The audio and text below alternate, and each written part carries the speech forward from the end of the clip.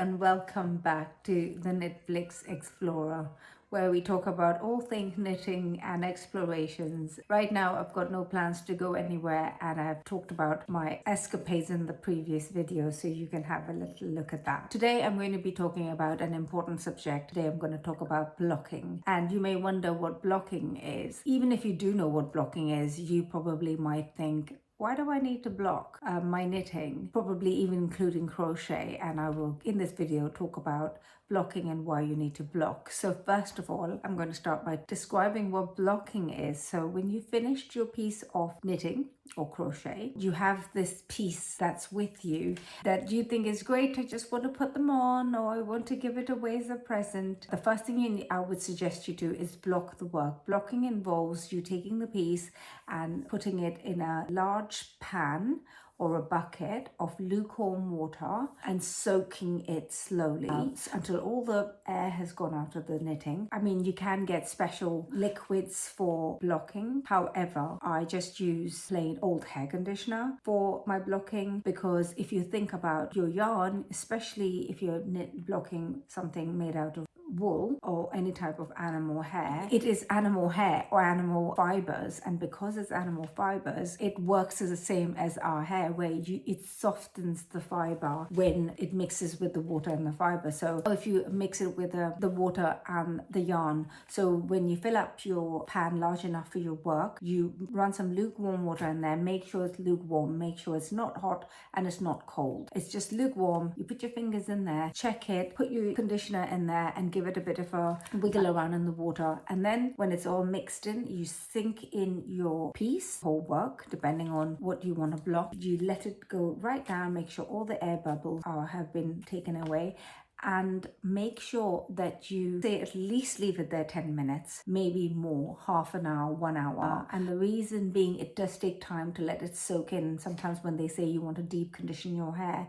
they say to put your conditioner, if you're doing a deep condition, leave it there for 15 minutes. It's the same thing. So if you can leave it in the water for about 10 to 15 minutes, then rinse it out several times, again on lukewarm water, to make sure that all the conditioner gets taken out and it's back to its consistency and it's not slippery. You know what it's like when you got conditioner in your hair. That probably takes 2 or 3 rinses to make sure everything's out. And then and also what that will do is if there's any run in the color, even a small run in the color, then it could probably come out in the wash. The other thing it will do is it will make your knitting smell very nice, which is good. It smells freshly washed. And of course, don't forget that when you're knitting, your project could take a week or 2 or months, and that's the case, it's picking up dirt, it's picking up dust, it's picking up stuff that you might have had on your hands while you were working on it. I'm not saying everybody has dirty hands when they're knitting their piece, so when you do the blocking, all of that, or most of that, comes out, and it comes out smelling fresh and lovely, and also it takes out most of the dirt. So that's the reasons I kind of skipped by why you need to block on the freshness part of it. So once you've taken out all of the water, I get a clean towel, usually place it on my floor, my carpet, a clean carpet,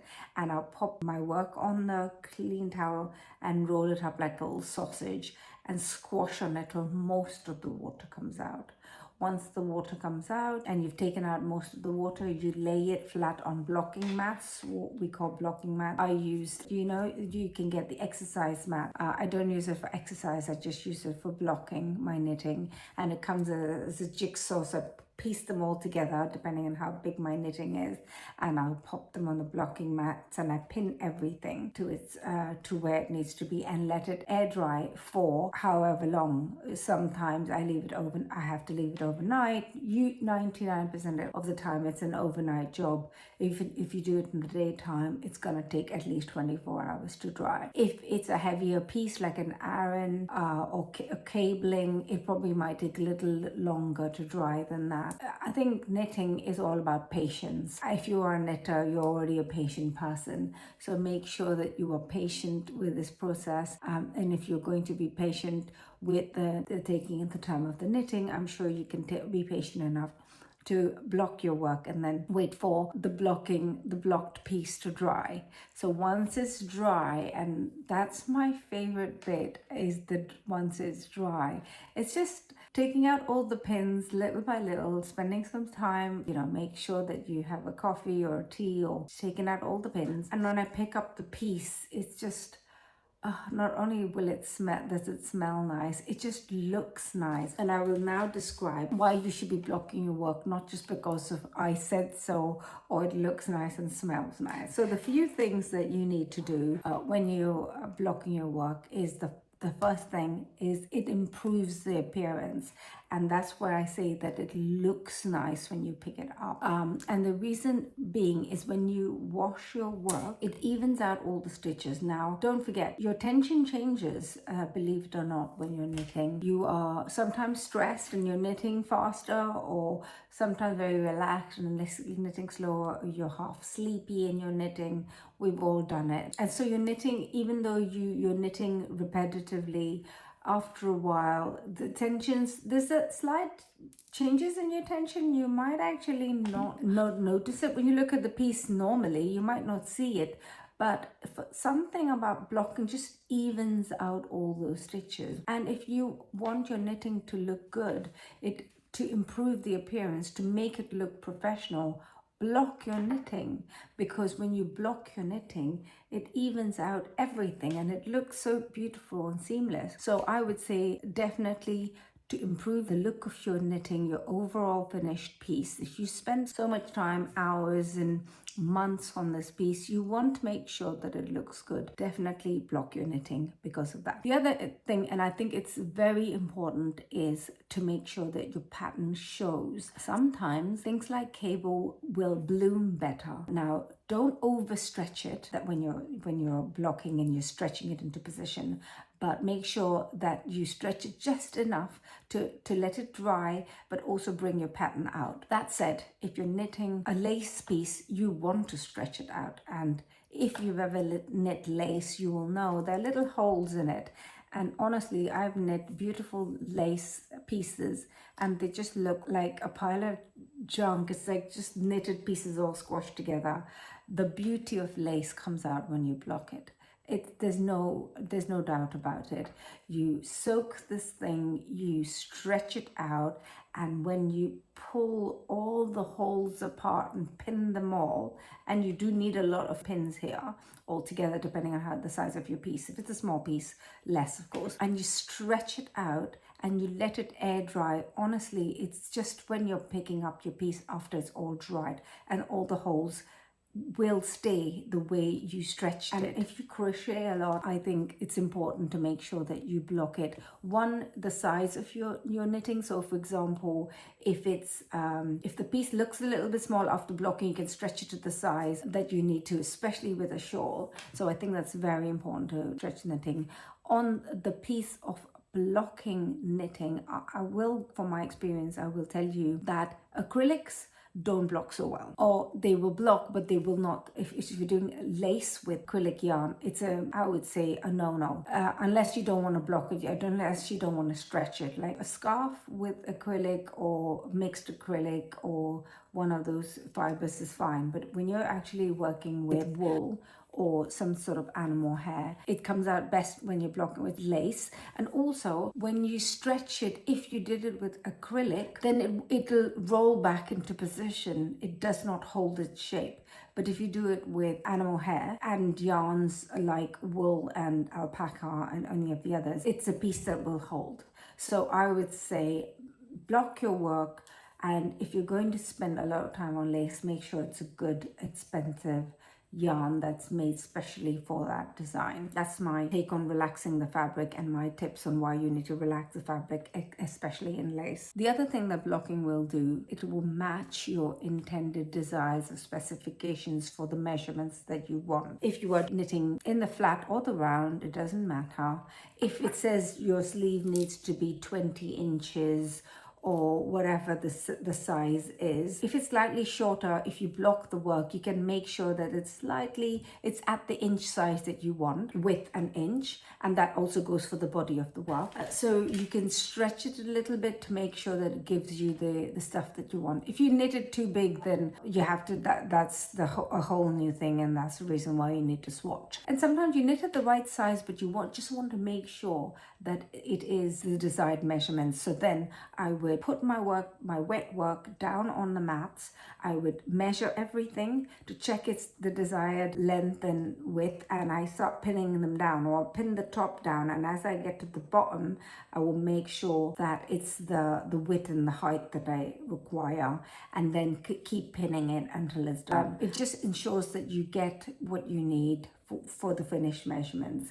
Also, when you unpin your work, it doesn't roll back so much. So if you're going to sew and seam your jumpers or whatever that needs to be seamed together, the stitches are easier to seam, they're flat, and also they're equal to what you require in your pattern. So you're going to put the two side pieces together. The back and the front will be, if they're supposed to be 18 inches, they're both going to be 18 inches because that's how you blocked it. So I would say it helps with your work, the desired effect that you want, it'll help you with that. So I think definitely it helps for the finished work regarding your measurements. And lastly, I want to talk about your tension. Now, I talked about the tension before, but sometimes when you have two different yarns, even if it's the same color, especially if it's the same color, when you go from one ball to the other ball, or if there's a stop in your work for whatever reason, the yarn finished or it's frayed or something's wrong and you need to continue knitting with it, there could be an issue with the two different yarns or the tension between the two different yarns.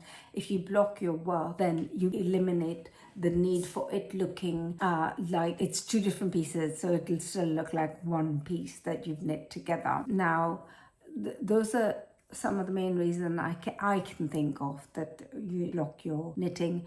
I definitely block everything. Not everything needs to be blocked. For example, I have block socks, but some people don't want to block socks. I'd just give it a wash and lay it flat if you want. Fingerless mittens, I don't always block them because I think they're fine, but if you want to block them, you can. There's some things I just don't block, but that you may do. But there are some things I will definitely block, and those were jumpers, shawls, and scarves. The other thing I wouldn't block is toys, because you can't really block a toy, especially when you stuffed it. And I do knit a lot of toys, so no need of blocking a toy. But like I said, jumpers, scarves, things that in the flat, even if you've knitted in a round and it's all one piece, definitely block it. So those are all my tips and tricks and reasons for wanting to block your work. You are going to be serious about blocking and get a nice conditioner. And if you're a guy knitting and you don't have any hair or don't use conditioner, go and get some, especially if you're knitting. Get some nice pins with a little plastic head is perfect, but you do get special knitting ones. I don't go and buy the special knitting ones. I just get the normal dressmaker's pins and they're fine with me. Get a box so you can either keep your pins or a magnet so you can keep your pins, or get one of those little things you can poke your pins into as you take them out or put them in. I've seen on the sewing bee they have these little, they look like an Apple Watch, but this whole watch face is magnetic and you can just stick them on or take them off the magnets, which is such a cool gadget that I'd like to have, but I haven't got. So get one of those. Get blocking mats, and they could be, you can either buy, but they look like gym mats where they just interlock together. You can find them probably on Amazon, on the kids section. They use them for the kids. Kids can play on them. So get a few of those. You can get the smaller ones and you get the big ones. I have the bigger ones for them, but the smaller one's really good because if you're blocking a sleeve, you could probably put a few smaller mats next to each other to cover the sleeve length as you block it. So get a few blocking mats, varying sizes if you can. That will really help. And a pot, big big enough, something you might have in your kitchen. I think the only extra thing I would say if you don't block and you want to start is definitely things you definitely need is pins, the blocking mats. Some people use a clean bed and put a sheet on it and pin it on it. I just don't feel like get the tension from a bed. Like say if you got a guest bedroom or something, you just do it on there. I don't feel like I can get the tension, which is why I use the blocking mat. So you definitely need the blocking mats and the pins. Everything else you can probably find at home, the pot, the conditioner and the towels. You don't need to get anything special. Those are the things you will need to block. Right, if you have any questions on blocking or anything knitting related, or there's a video you want me to cover knitting related, then please let me know, and I hope you should be able to pick up the comment. So to end, I just want to say have a lovely day. Please join the Knitflix Explorer if you can by subscribing or liking and following my channel. It's been a pleasure bringing this video to you. Thank you so much. Goodbye.